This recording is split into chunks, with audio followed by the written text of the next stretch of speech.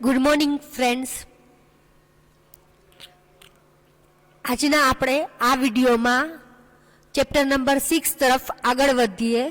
તમારી બુકમાં page number 120 ઉપર જુઓ, આપણે એન્કેપ્સ્યુલેશન ટોપિક ઉપર આવ્યા છીએ. એન્કેપ્સ્યુલેશન એટલે શું? For any computer program two core elements are data and function. આપણા કમ્પ્યુટર પ્રોગ્રામમાં બે મેઇન પાર્ટ હોય છે, એક ડેટા અને બીજું ફંક્શન.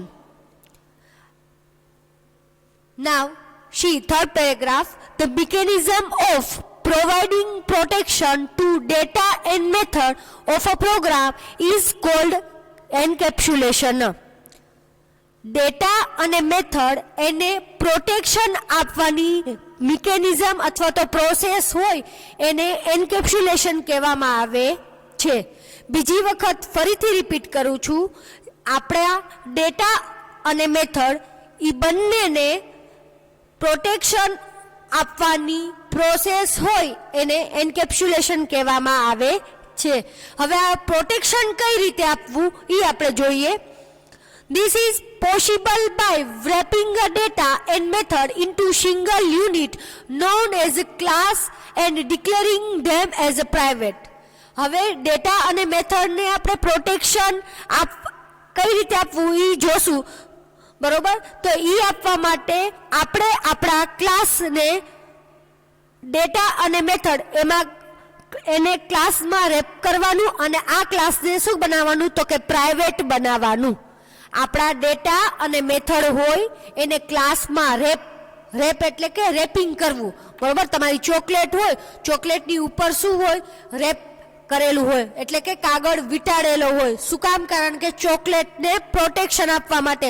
ચોકલેટ ખુલ્લી રહીએ તો એમાં જમ્સ લાગે, બરોબર? આપણી મેડિસિનને રેપરથી રેપ કરેલું હોય. એવી જ રીતે આપણા પ્રોગ્રામની અંદર ડેટા અને મેથડ એ બેયને ક્લાસમાં રેપ કરેલું હોય છે અને આ ક્લાસને શું બનાવેલું હોય છે તો કે પ્રાઇવેટ બનાવવામાં આવે છે. એટલે એ શું થઈ જાય? એન્કેપ્સ્યુલેશન, પ્રાઇવેટ થઈ જાય. અને પ્રાઇવેટ થઈ જાય અને એને પ્રોટેક્શન મળે તો એને શું કહેવાય? Encapsulation. Private member of the class are not available directly to the outside world. બરોબર? આ પ્રાઇવેટ મેમ્બર ક્લાસ હોય એ કોઈ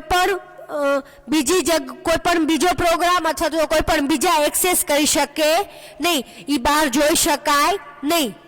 If necessary, જો જરૂરિયાત હોય તો the data is made available via public method. જો ઈ મેથડ અથવા તો ડેટાની જરૂરિયાત હોય આપણને અને આપણે એક્સેસ કરવા હોય તો આપણે કઈ મેથડ દ્વારા એક્સેસ કરી શકીએ? પબ્લિક મેથડ દ્વારા. પ્રાઇવેટ મેથડથી એને પ્રોટેક્શન મળે અને પબ્લિક મેથડથી આપણે એનો એક્સેસ કરી શકીએ. Thus, encapsulation provides data hiding capability. એન્કેપ્સ્યુલેશનથી શું કરી શકીએ તો કે ડેટાને હાઇડ કરી શકીએ. We will study about class and private public data and method in later chapter. હવે આપણે વધારે એની ચર્ચા નેક્સ્ટ ચેપ્ટરની અંદર કરીશું. એન્કેપ્સ્યુલેશન્સ keeps the data safe from unintended actions and unadvertent class by outside object. કોઈ બહારનો આઉટસાઇડ ઓબ્જેક્ટ હોય ઈ છે ઈ આપણા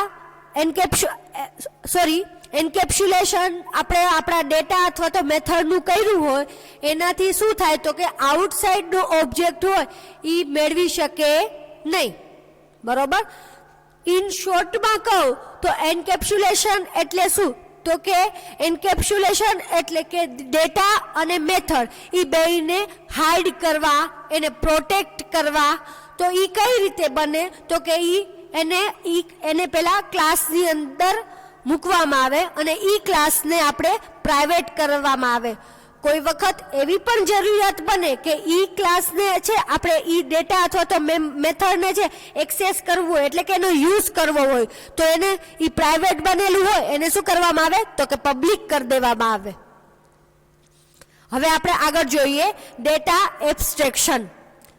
data abstraction is a process of representing the essential feature of the object without including implementation detail.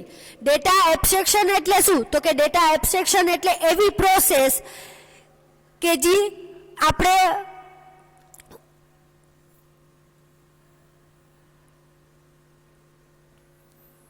ઓબ્જેક્ટને છે એના features જણાવવામાં આવે, પણ એની કેવી રીતે એની ડિટેલ છે ઇમ્પ્લિમેન્ટ કેવી રીતે થયું એની ડિટેલ જણાવવામાં આવે નહીં. ફરીથી કહું છું, ડેટા એબ્સ્ટ્રેક્શન એટલે શું? તો કે ડેટા એબ્સ્ટ્રેક્શન એટલે કે આપણે આપણા ઓબ્જેક્ટને મેઇન ફીચર બતાવવામાં આવે, પણ એ ફીચર કેવી રીતે થયા છે એ કહેવામાં આવે નહીં. Abstraction is concept that hides the complexity. બરોબર? એબ્સ્ટ્રેક્શન એટલે શું? તો કે ભાઈ કોમ્પ્લેક્સિટીને હાઇડ રાખવું. It say what is does. એ કહે છે કે એ કેવી રીતે થાય છે, but not how it does. એમ કે છે, એ એવી રીતે કહે છે વોટ ઇઝ ડઝ, તે શું થાય છે એ કહે છે, પણ કેવી રીતે થાય છે એ કહેતું નથી.